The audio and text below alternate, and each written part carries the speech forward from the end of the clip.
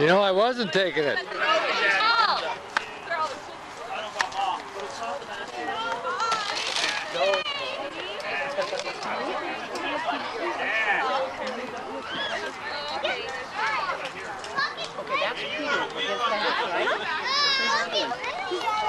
Over in Bremerton, where you work. Oh, sorry about that. Not in my direction. Alex, not supposed to throw rocks. Here's your parachute. Tess, come. Hey, Tess, come. Tess, come. Out. Hey, no throw the pea gravel up. I'll stick your head in that pea gravel so far it'll take you a week to bail out. I got that on tape too. If anybody has any doubts about what you said, I've got it. We'll do a replay. You can erase that section then. Don't get me for abuse again. Yeah, right. Again, huh? Nick always says I'm abusive.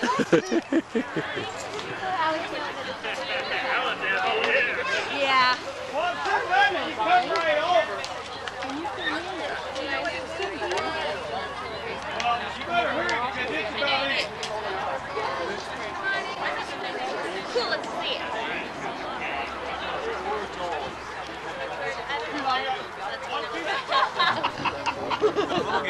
Bet you it was more comfortable. I'm just taking pictures over here. I had to get him first. I want to watch you get out of that. Yeah, I got it.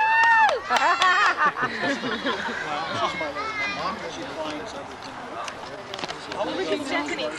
She's the first one. Hey, Stephanie. Hey, Tronda. She's a pretty Sit down, huh? Good job, Stephanie. She should be able to write a name up there or something. Imagine about that. Okay. I don't see no problems.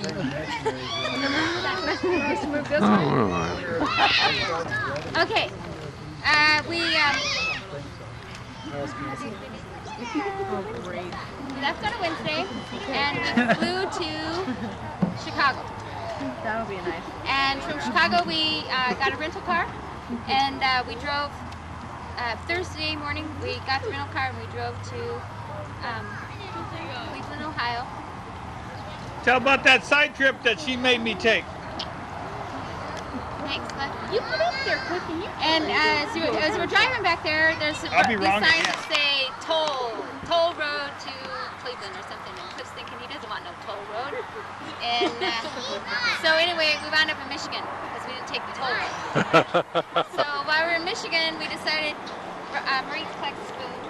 So we had to go find her spoon. We were in Michigan. And we were real close to Lake Michigan, so we had to go to the lake and put our feet in the water and get a picture. Do this. So it was a little ways out of our way, and it took us longer to get back to Cleveland than what we had planned on, and so we were kind of late getting there to the mission home for the testimony meeting and everything, but we made it. And That was a testimony meeting? yeah, we went to the mission home, and it was all the missionaries that were going out were there, and they had their interviews with the mission president and had lunch or dinner.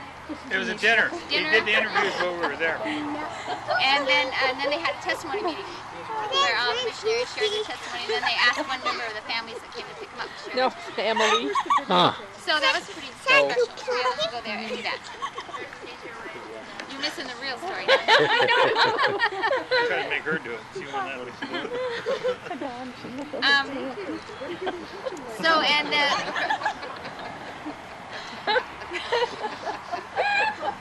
What was the dog? What's going on? they were very gracious, tell you. and they opened up the mission home to the parents that came to pick up their missionaries, and there was 4 sets of parents there. to pick up Yeah, but one missionaries. set of parents went to one kid. And You mean 2 sets? so we got There to spend was. the night there. Mom and Dad was divorced, and they each had their spouses there. And so then the next morning we went He met his stepfather the first time there. we went to the West Side Market. It was good though. Have you been there, Brother Yost? Real good. It's kind of in the ghetto. And we tried to see Key Bank, but it was all clouded over and couldn't even see the top. Well, we got to see where it went up into the clouds. Yeah, I went up into the clouds. What's T-Bank? It's the tallest building in Cleveland. Oh, the tallest building? Yeah, T-Bank. Yeah, and Friday it was the hurricane that was down south. You got the fallout from that up there along the lakes. And so it's just raining and raining and raining and raining. Anyway, so and then the next day we went to Akron and met people that Roxcy. No, we went to Amish country. Oh, we went to the Amish country. Amish. Who gives a rip? And it's very commercialized, of course. It's got very commercialized. But we said we wanted to see buggies. We wanted to see horse and buggies and the real people. And so they told us to go on Spooky Hollow Road. So we went on Spooky Hollow Road and we got to see some buggies and horses. Is that where the guy got his head chopped off? Yeah. Yeah, must be. Yeah. Oh, Yeah, you can see the blood stains on the road still. Did Roxcy work in that area? No. No, you didn't work in That any was not in Amish. her area. No, well, there's missionaries down there, but I never served. Oh, I see. So, and Roxcy would tell you what she learned while we were down there in Amish country. The bikes. On the bike. We saw 2 Amish women on bikes, and I'm all, well, that's why everyone laughs at Sister Thatcher and I, is because we look like Amish women with helmets. And then I found out from a companion who served around someone who knew about the Amish people that Amish women who are not married wear dark skirts and pastel shirts. Well, that's all sister missionaries ever wear, are pastel shirts just about, so just always look like unmarried Amish people. Huh. So there are probably a lot of people that saw you that thought that. Probably One guy on the so. bike. What religion are Amish people? That's, yeah. They're kind of like Hutterites. They have colonies, self-sufficient. Well, that's another story too. Oh, is it? Oh, well, one of the things is you drive along see the farms and stuff, and they had generators, solar power. Some of them even had the power poles out there to the house. Oh, those are Mennonites. No, they're Amish. They just, as long as they don't use it, it's not electricity from Somebody else. for the grid. They have like different, they can reason into using Yeah, they whatever. can reason why They don't have the a telephone in tractor. the house, but they have one by the road, Yeah. just in case. Well, self-sufficiency is their foundation, isn't it?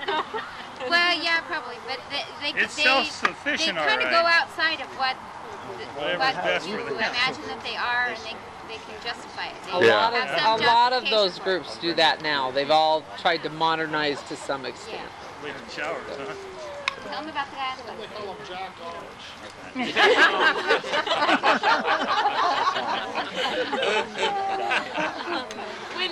When we were transferred, we would be transferred by Greyhound bus. And when I came from Ew, really? yeah, and when I came from the Akron area to the Cleveland area, I was wearing a black skirt and a pastel shirt, and I had a straw hat that I was transferring that I couldn't get in my bag, so I just was wearing it. And as I was getting off the bus, there was an Amish man, an old Amish man, married, big long beard, and I think he had his grandson with him. And as I got off the bus, he smiled at me. And I was all, well, that's weird, because they don't ever make eye contact with anyone. But then after learning all that, he just thought I was another Amish person out in the world traveling by myself. So you traveled without a companion. The elders do that too? Yeah, there was a couple transfers where it was just Really? myself and maybe one other elder or 2 other elders on the bus traveling somewhere. Sometimes there's little ex-convicts sitting in front of you. Yeah. You're all, well, I'll just stay back here, thanks. Okay, so then we went to Akron the next day, and we went to church. Went to sacrament meeting, and by that Sunday, we were all suffering from jet lag so bad that the 3 of us fell asleep in sacrament meeting. Roxcy was really impressed. That's what happened to me today. It was jet lag. Was it jet lag? Yeah, I mean, we tried real hard, but it was like, oh man, tired. So, and then we went to dinner with a family there. The Hall family, Hull family, and one of the sisters that Roxcy taught the gospel to and who was baptized came and had dinner with us. got to know her and feel her spirit. We had a good time there.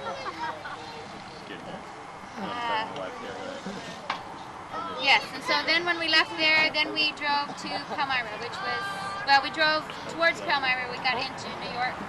Buffalo, New York, and spent the night there. And then the next morning got up and drove to Palmyra. Trust me, those women know how fast you can drive too. They let me know all the time.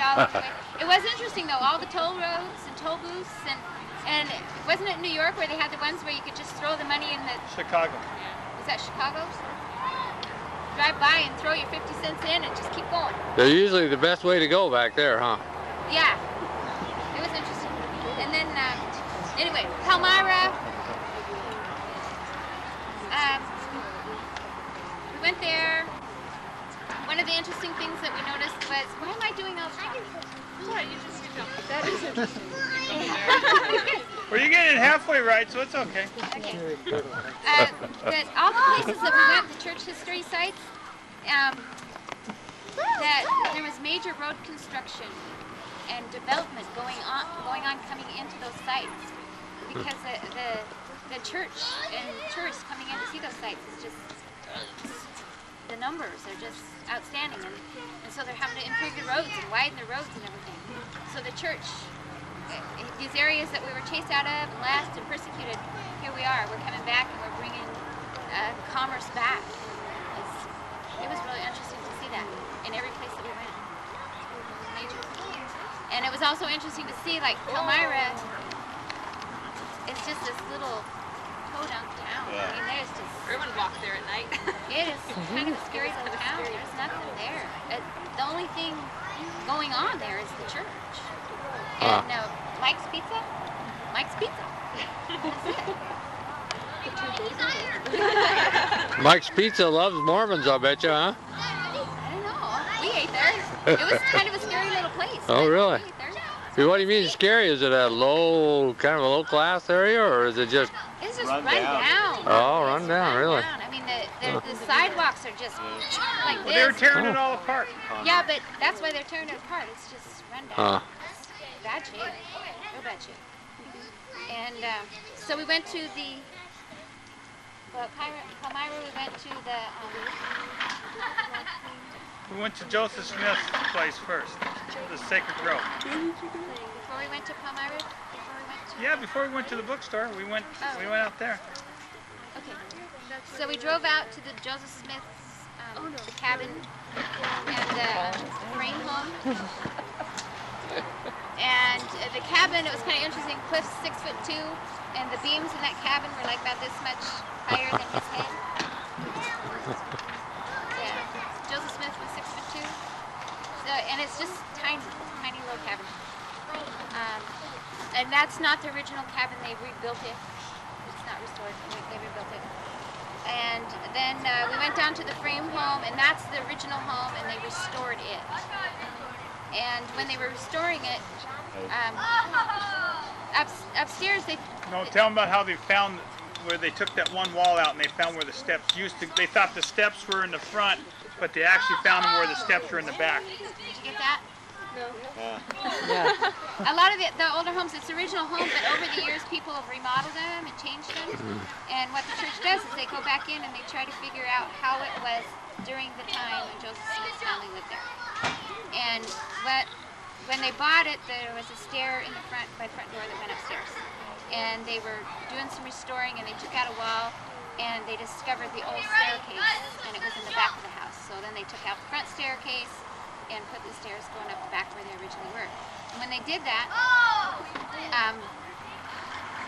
Emma Smith, if you remember, Emma Smith painted oilskin rugs, Lucy Mack Smith painted rugs, and they figured that she did that upstairs in that frame home, and they found there's 3 handprints coming down the stairs, and they're blue paint.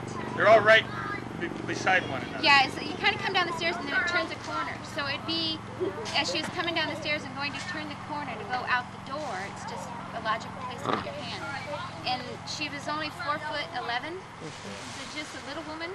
And the handprints are small. They were there was one where it was just like 3 fingers, and then there was 2 where it was like palm of the hand. And they probably about my size of hand, maybe even smaller on there. And so they put plexiglass over those to preserve them.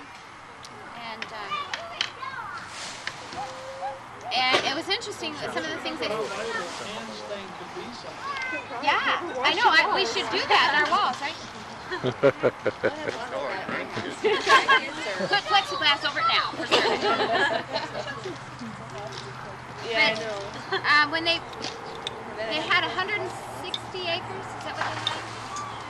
Yeah, I think that's right. So 160 acres, and they built this frame home, and you know they've been making payments on it and everything, and they'd been in it 2 months. They'd finally gotten in this frame home. It wasn't finished, and from what I understand, people in the community, the women, kind of gave Lucy Mack Smith a hard time because her walls weren't plastered. You know, she didn't have white plaster walls. It was still just the planks, and so she got whitewashed and she painted all the planks white, and you know, did the best that she could to make it look nice. And they were in it 2 months, and at this time, you know, the persecution was starting to happen with the family, and whoever owned the property, they had 1 payment left. 1 payment after all those years of paying on it. They had 1 payment left, and they couldn't make the payment, and they took the house from them.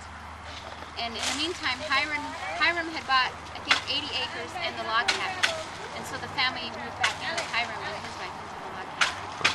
So 1 payment. The last payment they couldn't make it long. Usually in those days they made 1 payment a year. Yeah. At the end of the harvest season, and they used that. And they couldn't make it. Yeah. So and then we walked back into the Sacred Grove. And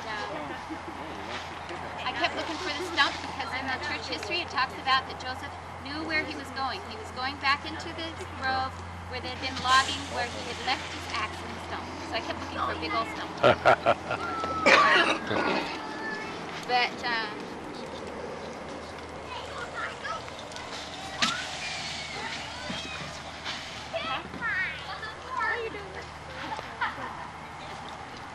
and that was a real special experience to go into the grove.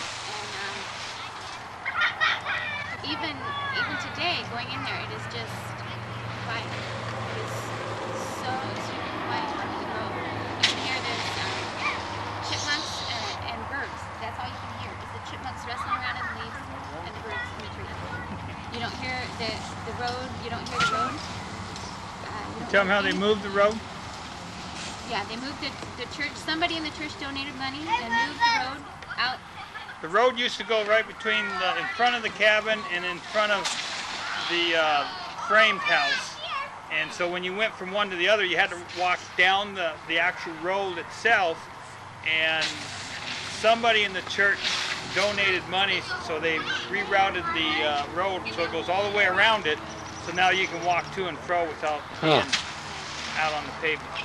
And they restored the barn and the cooper shed. Do you know what a cooper is? I didn't know what a cooper was. Barrel maker. Yeah. Yeah, they made the barrels. Barrels, buckets, that kind of stuff. That's what a cooper was. That's what a cooper shed was. And Where they make barrels. You know the old wooden barrels?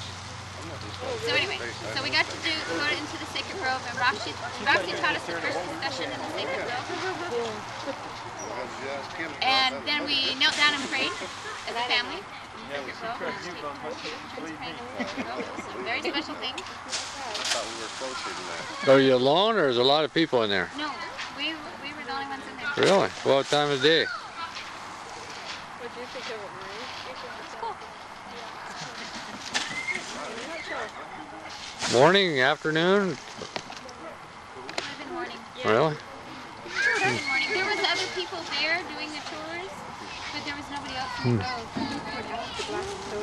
You were supposed to be there alone, huh? And there's a lot of trails that go out around where it could accommodate a number of people and you would know nobody else. We were in the off-peak tourist season. Yeah, we came before. Oh, yeah. Before the turn of the tree, so it was called the off-peak time. So we were not too many people, which was real nice. Okay, your turn. You can tell about the print check. Oh, shop where the first Book of Mormon was printed, and they gave a tour there. Talked about how printing was done, and how the saying "watch your P's and Q's" came from because P's and Q's look so much alike, and so they used to tell the little children that would help them with the printing to watch their P's and Q's. Huh. So, interesting little tidbit. And then, No, they must have been giving it all away. Give it all away, no, they gave us a copy of it though. And so after we went there, we Before you go on,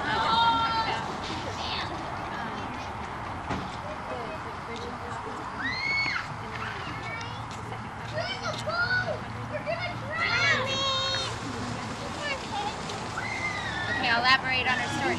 When Oliver Cowdery, when he was the scribe and he wrote the Book of Mormon out, he did it in longhand, and he did it with no punctuations, no paragraphs, no nothing. It was just written on a piece of paper. And so he had one copy of that. And as soon as it was done, Joseph Smith told him, "I want you to make another copy." So Oliver Cowdery sat down and he did another copy. And the first copy, they took the first copy and it was put in a cornerstone of some building, and we can't remember what building it was. It was their house. You mean? Was it their house? Yeah. Is it the one that got water damage? Yes. Yeah. Yeah, that was in the Nauvoo house. Oh, okay. Because Emma Smith still owned that up when they came out west. No, he had him do that. Didn't he have him make that second one because the first one? No, he did no, he had to make an extra copy just so they'd have an extra copy. Yeah, but When they were done. because Martin Harris, he gave Martin Harris and he lost it. So then I thought that was that's all different things. No. Okay. That's the lost manuscript. Yeah, They so- made two copies. And they put it in the cornerstone to keep it. Of their Nauvoo house, that's The blue house, and then it got wet, so it got damaged. got wet, so they only have bits and pieces of that still survives. But the reorganized church, they have the second, which is now the Community of Christ, they have the second copy. And so they've allowed us to take copies of that, and we had it there to display. And it's amazing to see it. Beautiful handwriting, just beautiful, and straight across that, no line paper. And yeah, there's no paragraphs, no punctuations or anything, and that's how they took it to the printer. So the printer then had to take that, put the paragraphs, punctuations, and all that kind of stuff. Besides do it upside down and backwards to put it on the printing. And what's interesting about that too, they didn't take in the whole book. They took so many pages to the printer, and when that was printed, and they took back the manuscript, then they took the next so many pages so that they couldn't have any of it be lost or changed. So that was interesting. Riley. And it was interesting how the Lord, Gundren, is that the guy with the printing shop? Brandon. The man that owned the printing shop, he started working there as an apprentice, and by the time he was in his early 20s, he bought the printing shop. And then his brother was an architect, and they built this building. Emily. And so he was very young. He was an entrepreneur, and he was doing really well with his printing shop and everything, and married a prominent daughter in town and everything. And it's just interesting to see how the Lord placed those people in the right place at the right time to do His work. Because it wasn't too long after the Book of Mormon was done and printed that he lost the printing shop, and he never went back to that. He just became a farmer and that kind of stuff. So it was interesting time after time to see the people that the Lord placed there to get His work done, and with the talents that He needed at that time. It was interesting to see that. So after we left there, we went to Niagara Falls. So Niagara Falls in the dark this week? No. But it was very scary. Like you could walk right up to it. And then we spent the night in Buffalo again, and then went to Kirtland, to the Kirtland Temple, and then we went to the Newell K. Whitney store and also the other buildings that they have there that they're finishing. Next year in May, they plan on having them all done to dedicate. And then we went to the John Johnson farm, which is about a 45-minute drive, and saw that beautiful building. Lots of unique painting going on in that home. What do you mean?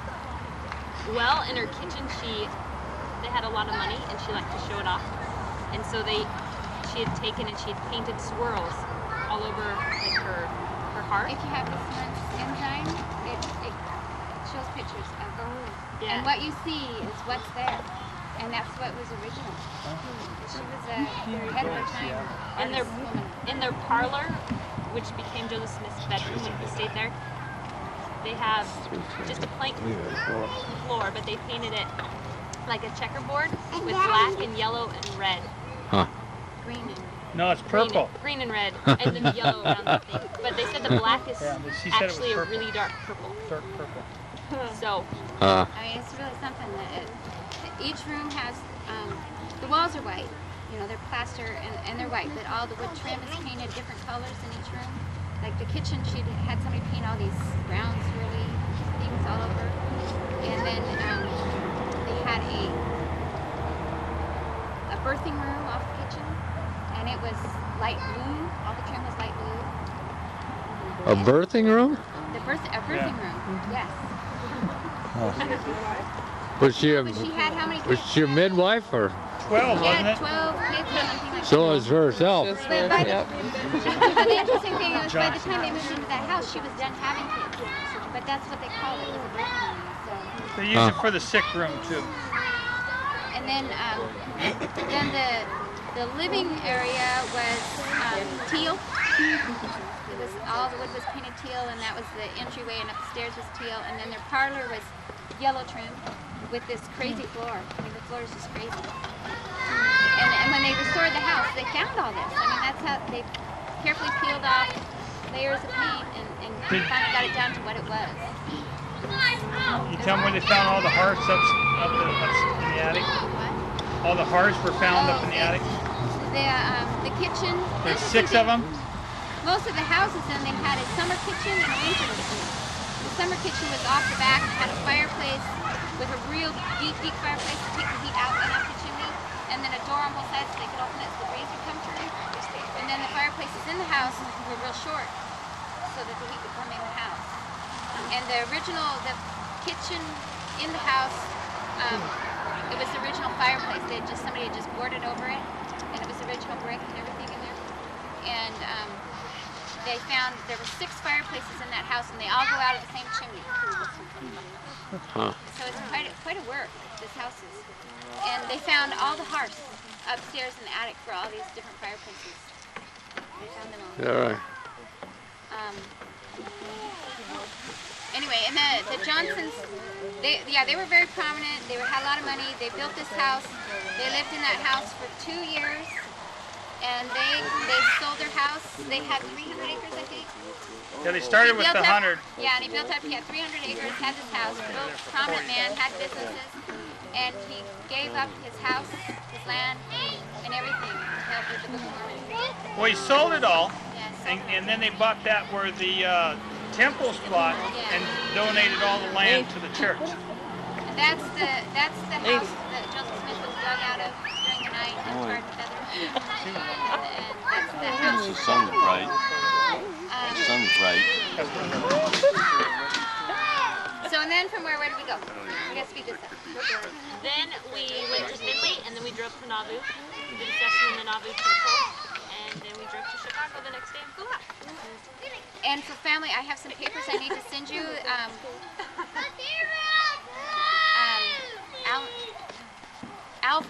Alvin Keller, who's in our genealogy, and if you have that picture of the man and the woman and the child sitting on his lap, it looks like a little postcard. That's Alvin Keller and his wife. What's her name, Marie? No, that's a different one. Anyway. Yeah, Roxcy Lucille. It was his wife's name, and they named their daughter Roxcy also. That's who Roxcy's named after. I was looking at their records a while ago, and they got their endowments in the Nauvoo temple. Huh. And so when you're in Nauvoo, they have a lands and records place where you can go and look up names to see. One, you can see if they went through the temple, and 2, you can see where they lived. And so I looked up his name and found where he lived and everything. Huh. And that's on Dad's side, right? Yeah. Grandma, great grandma Yeah. And there's a letter in there that he wrote when they were trying to,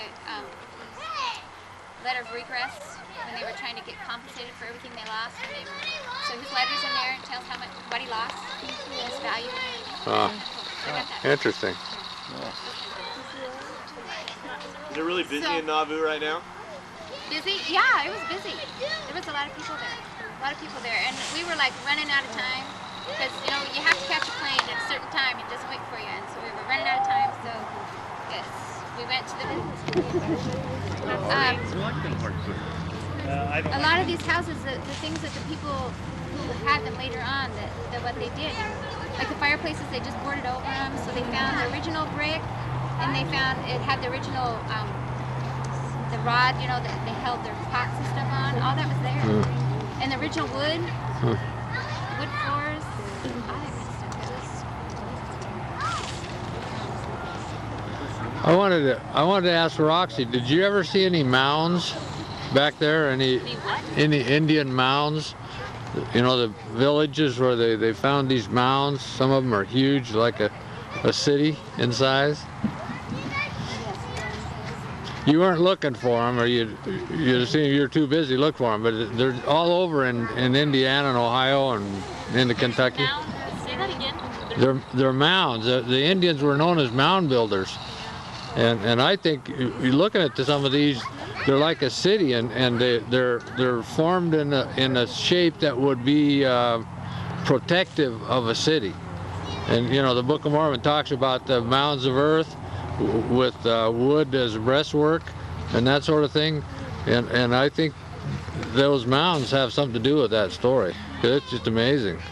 I mean, some of them are hundreds and hundreds of acres, but I didn't get a chance to. I heard about them a lot on my mission. I saw a couple, but I didn't get a chance to look into them. I was just curious if you. I don't know. They had lots of statues of Indians and things all throughout, like the Akron area. Oh yeah. And they have Metro Parks. Did they have Metro Parks in Washington? Metro? Metro Parks.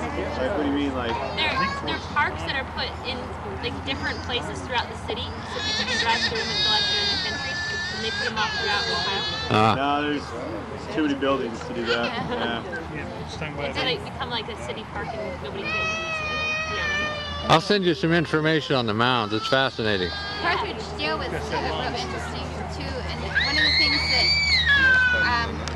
when we went upstairs and the door where the bullets came through, one bullet came through right above the lock and then one came through the door. Yeah. And we didn't realize it before, but the jailer and his wife and 7 kids lived downstairs of the jail. That's where they lived. That wasn't uncommon. Yeah. In Montana, when we moved to Montana, the sheriff was still living in the jail. They had quarters in the jail. Wow. Fisher lived there for quite a I while. guess his wife was almost killed when the mob came in. But She was she standing by bent the down. fireplace and she bent down and a bullet whizzed over her head. Huh.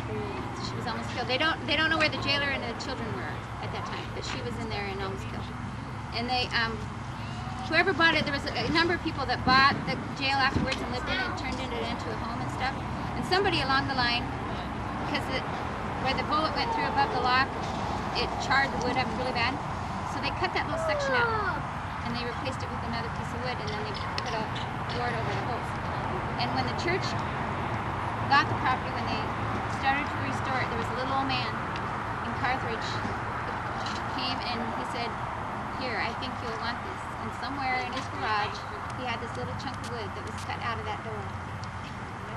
And there was lots of stories of things like that. People had saved just these little things here and there, and when they sent them to the church, and they were kind of significant.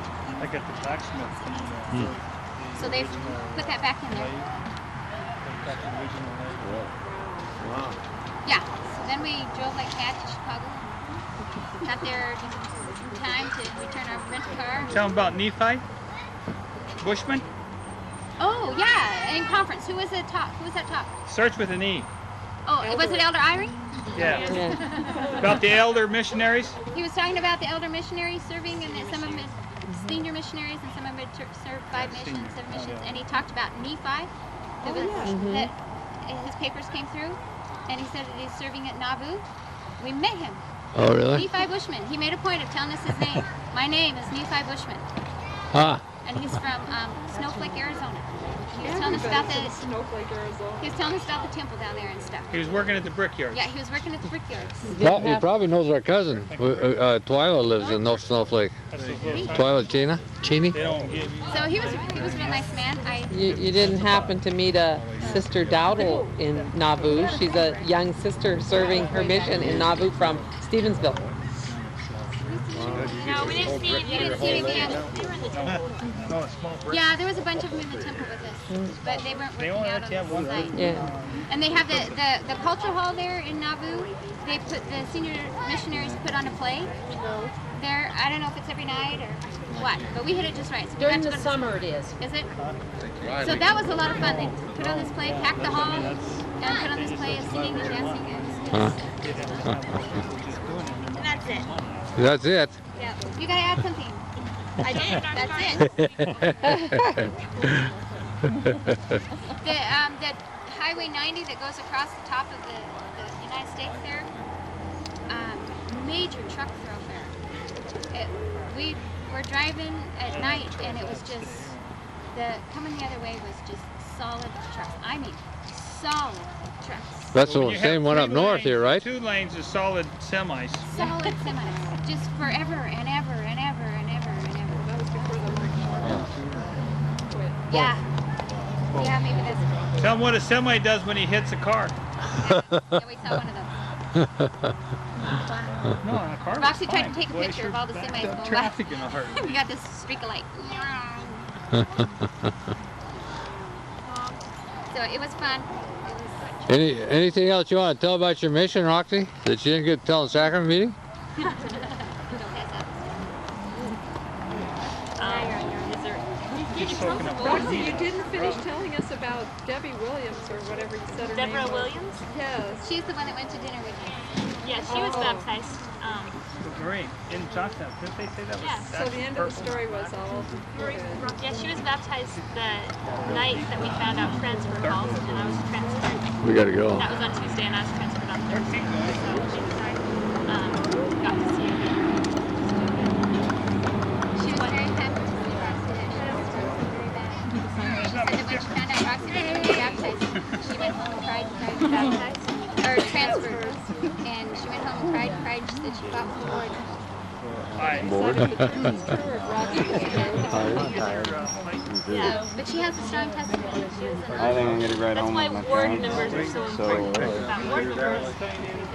Here's the keys to my car. Was she black, Roxy? Drive it to your house. Drop it That's off, neat. and When she drive it said to her your family, house. when she started going to church with her family, like, well, how are you doing? How many times do you need to be baptized? They have a lot of religious revivals back there. No, Yeah, Nuts. Billy Graham's daughter was there about a month ago, working in Cleveland at the Gundarium. We're all great, everyone's gonna be saved now. I know I had a convert. She went back to Ohio and tent revival. She got baptized. She wouldn't get baptized with us. She's like, I've been baptized 2 or 3 times. She goes back there and she gets baptized. And she comes back and she tells us, blew me away. Then we got her. you just didn't quite have the excitement of that 10. Yeah, I know. On the Bell Fire. Are you leaving? Yeah, I'm leaving for real now. Hey, get that thing away from me.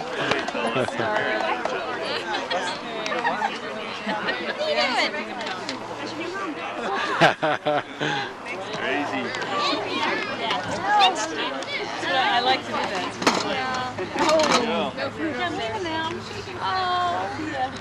That's a good way to break it. You've got too many layers of clothes. You can't picture. Okay. Awesome. Good job.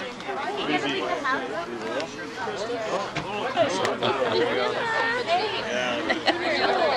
Where did you get the